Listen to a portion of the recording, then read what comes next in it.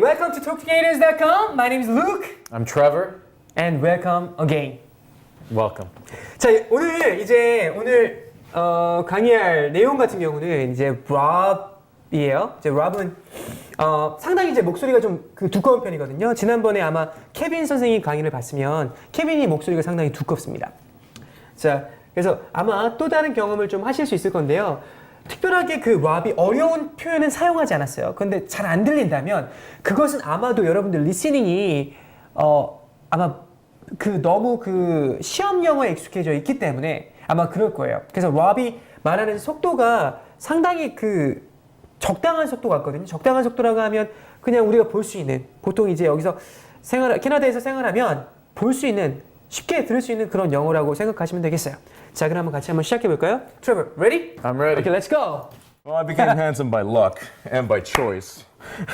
I decided this year to start exercising and lose some weight. Lost 50 pounds in the last 8 months, 9 months. 자, lose weight라는 표현이 나왔죠? 자, lose weight의 반대말이 뭔지 여러분들 혹시 아세요? lose weight. What about the opposite expression of lose weight? You would gain weight. Gain weight. Gain weight.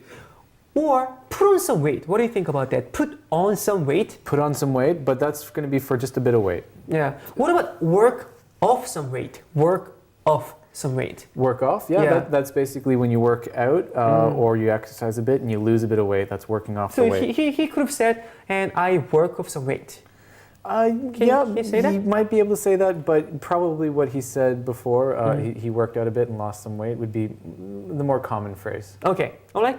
자, 그래서 lose weight, gain weight라는 표현이 많이 사용하는 표현이고요. 가끔 가다가 제가 보니까 put on some weight하고 그 다음에 이제 운동을 해서 이제 몸무게를 잃을 때 work off some weight라는 표현도 사용을 하더라고요. 알겠죠? Let's move on.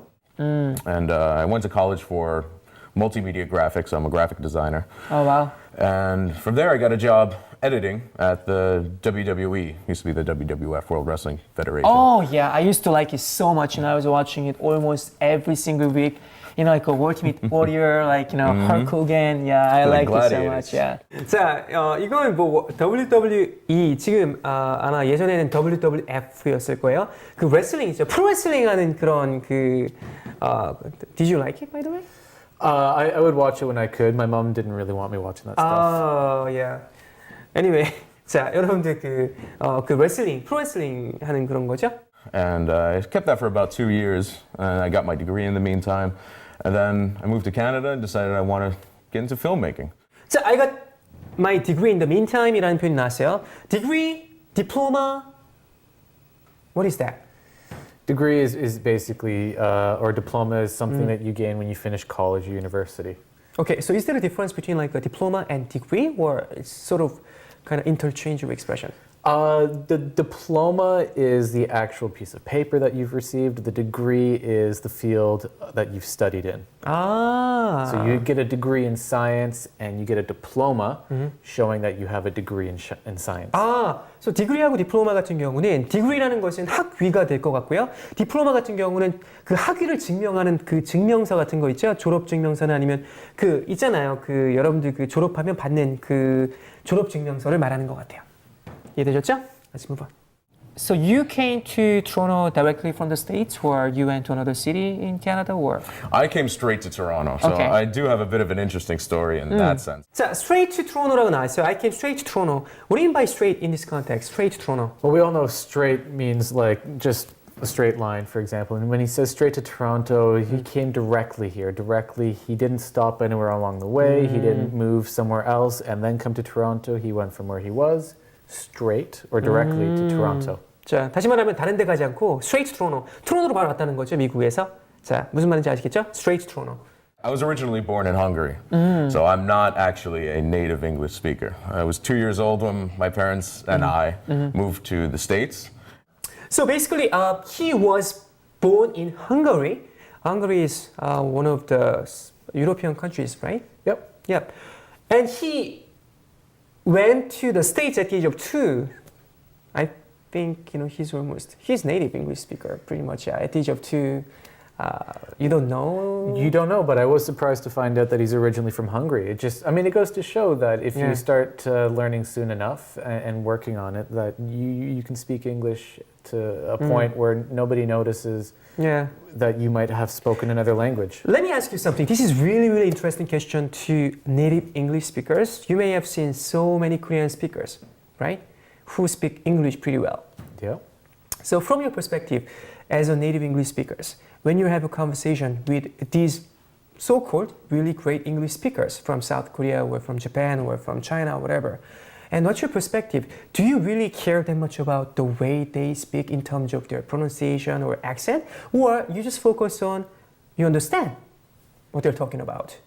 The main point is the message. It's not really how the message is presented. That's superficial. That's stuff that doesn't really matter as much. When you talk to somebody, you basically want to make sure that they understand your ideas. So the best way to do that is to use simple phrases, simple vocabulary. I try to do that as much as possible as well in my daily life, interacting with Canadians and people who aren't Canadians. It's just, it makes communicating a lot easier when you simplify things. 오케이.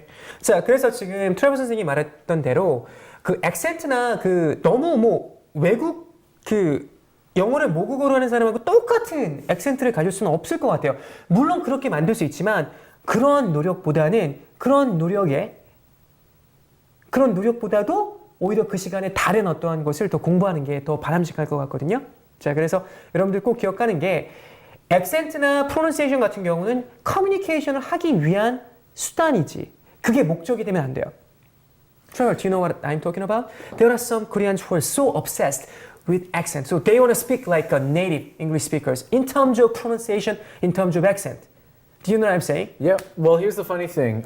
If you're going to look at English speakers from across the planet, from North America to Europe and in England, they all speak English in a different way. They all have a different accent. My Even accent, even India. Yeah. My cousins are from England, and they're originally from Africa. They speak English, but they speak it in a different way than I do. Yeah. It's not really about the accent. Like I said before, it's about getting your message across, not sort of how you sound when you get the message across, especially coming to a place like Toronto, where you have people from all over the world speaking English. You're obviously going to live with other people who have a different way of pronouncing English phrases and words that you do.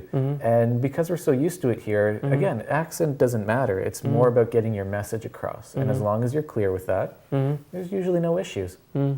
꼭 명심하세요. Okay, let's move on to the next one. I think our time is up, so I'll let you go, and I'm gonna get back to your work. All right, so thank you. I have to get back All right. behind the camera. Okay, all right. Okay, thank you for watching TalkToCanadians.com, and so far I was with Rob. Okay, thank you. Take care. Bye. Bye. Bye. 자, 여러분들 오늘 그 랍 역시 마찬가지로 특별하게 어려운 표현을 사용하지 않았어요. 상당히 심플한 랭귀지를 가지고 심플한 익스프레션을 가지고 아니 자유자재로 표현을 하잖아요. 자, 그래서 오늘 여러분들에게 제가 강조하고 싶은 부분 같은 경우는 발음이 중요하긴 해요. I think pronunciation matters, right? If you write well, if you read very well, but when you pronounce, let's say they don't understand, people don't understand what you're talking about, then that matters, right? That's the only time it would really matter, is when it takes away from people understanding what you're saying. 자, 그래서 일단 여러분들 그 발음이나 그 액센트 같은 게 어느 정도 레벨이 올라가면 그것 때문에 그 이해를 못하는 게 아니거든요. 자, 그래서 그 정도까지 올라가면 그 에너지로 다른 부분, 익스프레션을 뭐 배운다든지 아니면 리딩을 더 많이 한다든지 정말로 컨버세이션을 더 많이 한다든지 그와 같은 것에 포커스를 맞추기 바랍니다. 자, 알겠죠? Okay, so so far I was with Trevor.